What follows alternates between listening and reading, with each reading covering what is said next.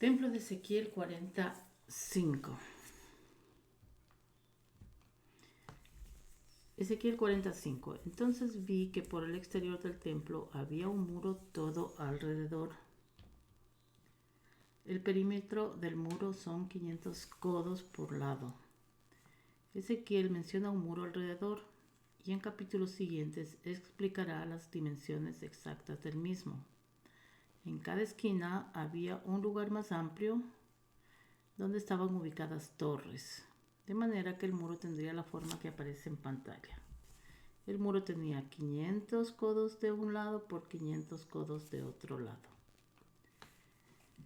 Medidas del muro, ubicación y orientación. El muro rodea todo el conjunto de edificios. Es cuadrado con ampliaciones en cada esquina para contener torres, como ya lo dije. Las dimensiones que menciona Ezequiel son ancho del muro 6 codos y alto 6 codos, que equivalen a unos 3 metros 18, y el largo total 500 codos. Es importante notar que Ezequiel en toda la descripción nos da solamente dos alturas: la altura del muro, que sería esta, 6 codos, y la altura de los cimientos de las cámaras alrededor del templo, que también son de 6 codos, por lo que se puede deducir que el resto de edificios tendrán medidas proporcionales al alto y al ancho del edificio. Si vemos en el proyecto, he representado a un hombre común de 1,80 m más o menos, para que en este caso sería Ezequiel, que es el que recorre con el hombre de bronce el templo, para ver las proporciones de alturas. El hombre de bronce lo he representado como 6 codos, como una caña. Y si vemos el muro, que parece mucho más alto, es porque más o menos hasta donde está el lugar por donde la gente pasa, pues será la altura del muro, pero ampliando estos lugares de seguridad, que son como unos muros por donde se puede vigilar. Y si vemos el muro completo, sería así alrededor. Entonces, en los lugares donde hay espacios abiertos es donde irán posteriormente las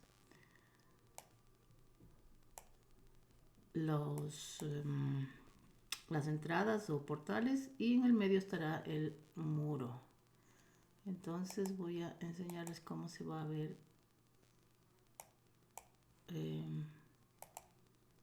o sea, la diferencia de alturas entre lo que sería el muro y una de las cámaras de entrada. Es muy alto en realidad. Y volviendo aquí, he podido observar algunos diseños del templo donde lo representan con un muro igual de alto que el mismo templo, cuando la verdad es que una de las pocas medidas que conocemos con certeza es la altura del muro, que son 6 codos, o sea 3,18, como ya mencioné. De manera que si se representa el muro tan alto como un edificio de 3 pisos, sería como afirmar que cada piso tendría poco más o menos que 1 metro de alto. O al contrario, que el muro estaría representando una altura de 3 pisos, que son unos 10 o 12 metros de alto, en las medidas de una casa actual. Pero estos edificios eran muchísimo más altos, cosa que sería absurda. Son detalles que a simple vista no son percibidos, pero que llaman la atención por la falta de realidad al momento de proyectar. La dimensión de la explanada de la roca actual. En esta imagen he puesto las medidas de la explanada de la roca. Aclaración, esto lo hago para ubicar el templo y saber si de verdad el templo podría caber, o sea, las medidas del templo podrían caber en este lugar. Las funciones del muro serían separar el lugar santo del profano, proteger y dar seguridad al edificio, dar la dimensión total del edificio, la vigilancia del edificio y delimitar la zona. En esta imagen vemos que la parte este está aquí abajo, era por donde supuestamente se ingresaba al templo. Aquí tenemos el oeste, el norte y el sur, pero ya lo vamos a ver.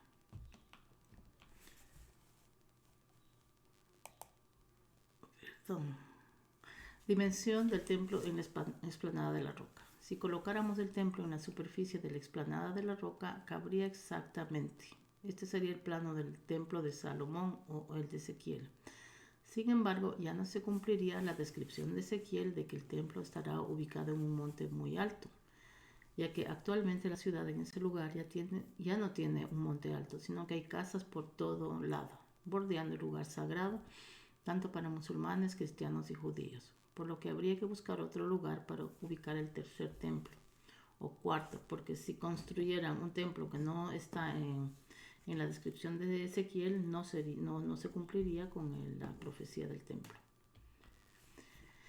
En esta imagen podemos ver una reconstrucción de lo que sería el templo de Salomón, que en medidas es idéntico al de Ezequiel. Hay varias teorías sobre la ubicación del primer templo y por ende del segundo templo, que se llama Beit HaMikdash.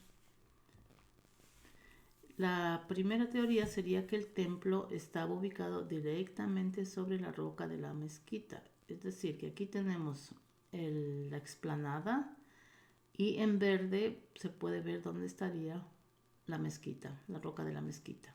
Y el templo estaría ubicado directamente. En este caso es representado al Beit HaMikdash, o templo reconstruido por el rey Herodes. La segunda teoría es que estaba ubicado en el lugar del Domo de los Espíritus al norte de la mezquita. El Domo de los Espíritus está por esta zona, pero se refiere a lo que sería el templo mismo, está justo en ese lugar. La tercera teoría es que estaba en la fuente de los musulmanes entre la mezquita y el Aqsa Moshe. O sea, aquí está la mezquita y aquí estaría ubicado el templo. La cuarta teoría es que el templo estaba ubicado en el lugar que ocupa el Aqsa Moshe, o sea, la mezquita. Son solo especulaciones, no se sabe, solamente estoy poniendo las teorías que hay sobre la ubicación del templo.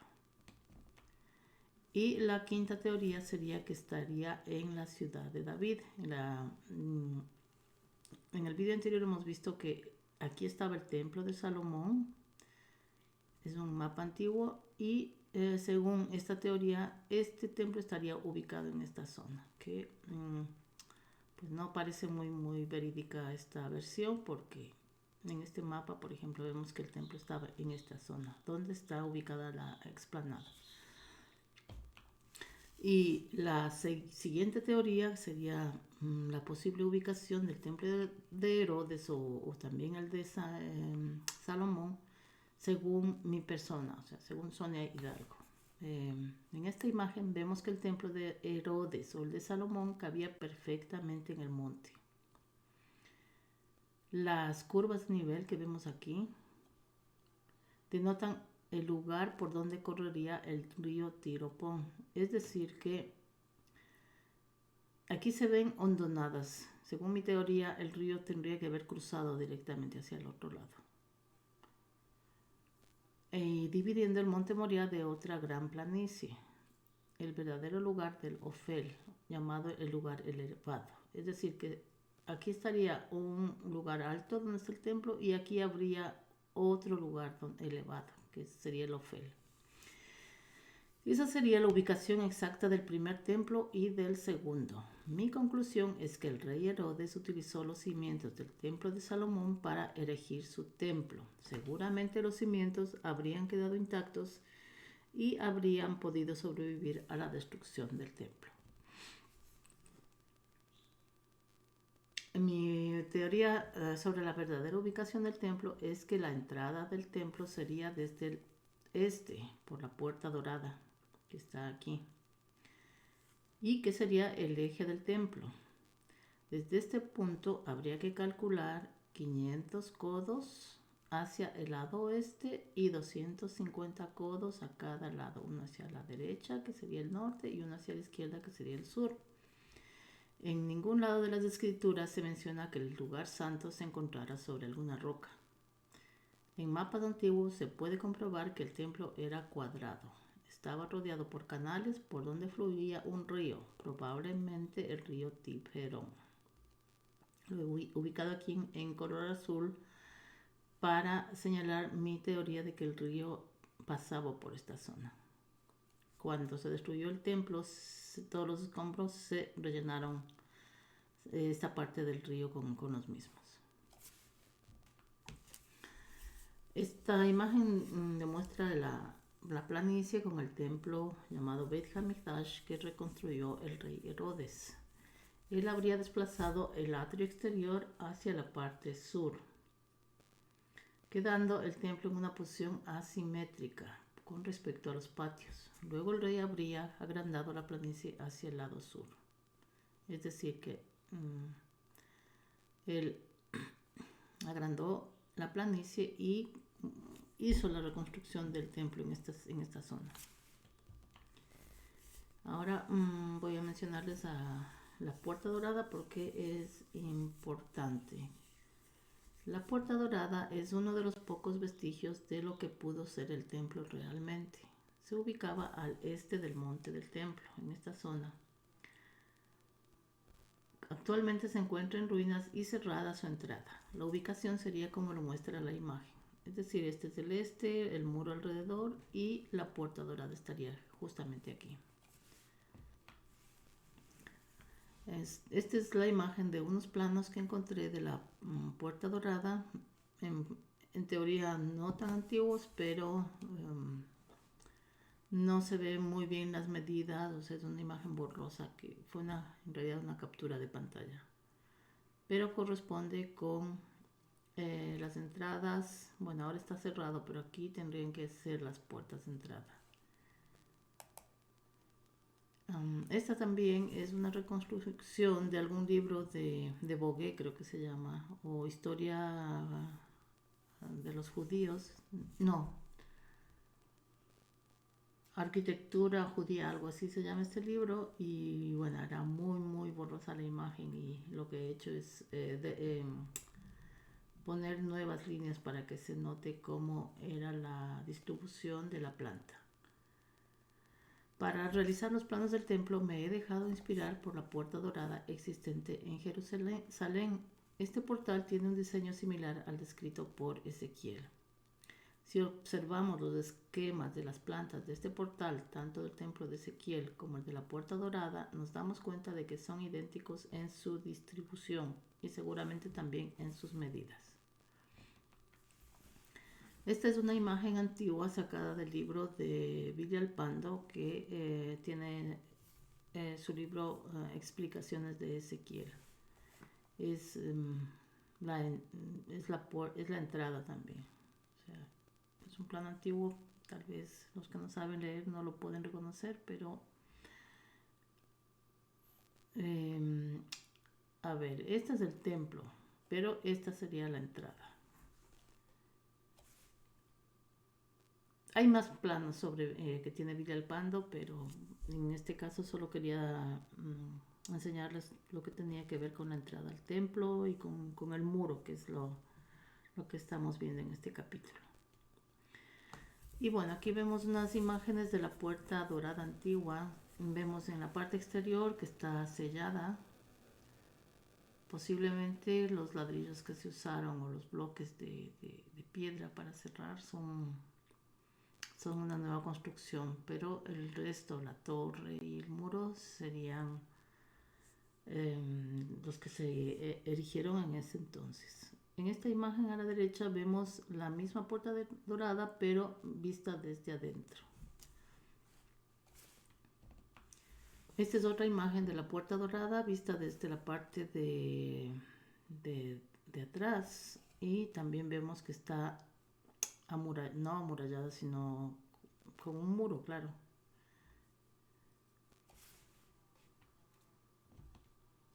Esta sería otra imagen de la puerta dorada y una posible reconstrucción de cómo se vería. Y creo que ya aclaré en un vídeo anterior que en el programa que utilizo no es tan realista, pero bueno, he hecho lo que se pudo. Más o menos así debería verse. Y bueno, y en El mismo capítulo de Ezequiel 45 pone, y en la mano del hombre había una caña de medir de 6 codos. Cada codo era de un codo y un palmo menor. La medida exacta de la caña de medir del hombre de bronce no se sabe, ya que hay varias teorías. Algunos dicen que medía 45 centímetros, otros 60, 80 y hasta 120 centímetros. Yo he hecho un cálculo basándome en elementos arquitectónicos y planos y llegué a la conclusión de que un codo equivaldría a 53 centímetros. Y la caña de medir son estos 56 o 53 centímetros por 6 unidades, que nos da 318. Es decir, que 6 codos o una caña son 3,18 metros. Y la otra medida que da Ezequiel son los 5 codos, que son equivalentes a 2,65 metros. He comparado las medidas adoptadas por otros autores y he podido comprobar que no hay un acuerdo en cuanto a este tema. Por ello, he decidido personalizar las medidas en codos, tomando una distancia promedia. He adoptado la medida de un codo igual a 53 centímetros, como ya lo dije. Esta caña se repite en varias descripciones del edificio y será tomada como múltiplo y submúltiplo para el diseño del edificio. También pensé que una medida ideal podría ser la medida de pi, que son 3,14,16, o sea 4 centímetros menos. Pero el proyecto ya lo hice en base a 3,18 como medida estándar para todos los edificios. El tratado de Emidot de la Mishnah. Lo nombro porque en este tratado están las medidas del templo. Este tratado contiene una descripción del segundo templo. Se denomina las medidas porque da a conocer datos sobre las medidas de los diversos componentes integrantes de la construcción del templo. El tratado contiene 5 capítulos. Las guardias de sacerdotes y levitas, las puertas del monte del templo, las puertas del atrio y la cámara del fuego. Segundo, la montaña del templo, sus entradas, enrejado, muros, atrio de las mujeres y atrio de Israel. Aquí también están las medidas. Tercero, el altar de los holocaustos, la rampa, el lugar de la inmolación, el vestíbulo. Cuarto, el santo, la puerta grande, construcciones anexas, medidas generales del templo. El santo se refiere al lugar santo o lugar de oración o lo que sería el templo en sí, el templo mismo. Y quinto, el atrio del templo, sus medidas y sus dependencias. Aquí podemos ver las medidas de los atrios. El texto completo está incluido en mi libro Beit HaMikdash. Es un texto que aclara las dudas sobre la ubicación y las medidas del segundo templo y nos da a conocer los oficios que se hacían en el lugar santo. El segundo capítulo de este libro dice, las medidas del monte del templo. Está en azul el texto original. La montaña del templo ocupaba un espacio de 500 codos al cuadrado. El espacio mayor abierto entre el muro de la montaña del templo y el templo propiamente dicho se encontraba en el sur. Es decir, que hacia el lado sur era el espacio que más grande era. En segundo lugar en el este y en tercer lugar en el norte y muy poco en el oeste. El lugar que tenía la máxima extensión tenía también el máximo aprovechamiento. En la parte sur estaban las puertas principales de entrada y de salida. Bueno, está el texto completo en este libro. Si deseas más saber sobre este hermoso templo, ver las fotos antiguas del mismo, así como la reconstrucción del mismo, tanto en planos como en imágenes 3D, este libro deberías leer. Según el tratado Midot de la Mishnah, la ubicación del Beit HaMikdash sería como se muestra en la imagen. Es decir, lo que él dijo, que a este lado, al sur, había más espacio, al lado este un poco más que en estos otros lados. Aquí tienes una página con la información de contacto por si deseas obtener este libro. Lo encuentras en Amazon. Y si vas a comprar, por favor entra en la página de autor. Pero también puedes obtener un libro electrónico de mi persona. Escríbeme al correo que aparece en pantalla y te enviaré los datos para que puedas adquirirlo. Y en estos lugares iré subiendo poco a poco mis libros. Creo que tengo 3 o 4 libros en PyHip, en Patreon tengo uno, bueno, lo iré haciendo. Gracias por tu atención.